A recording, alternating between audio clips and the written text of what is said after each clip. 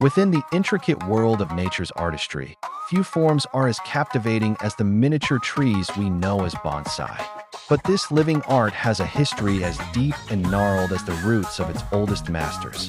The practice began in China over 1,000 years ago as Penjing, where scholars cultivated entire landscapes in miniature pots.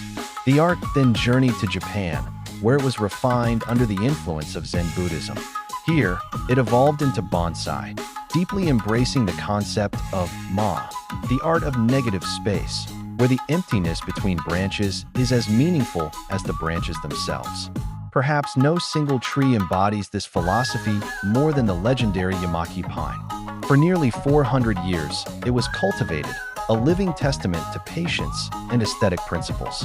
Its story took a dramatic turn in 1945. In 1976, this survivor was gifted to the United States, finding a new home at the National Arboretum. It stands today not just as a masterpiece of horticultural art, but as a profound symbol of peace and endurance, a bridge between cultures and a quiet teacher of history.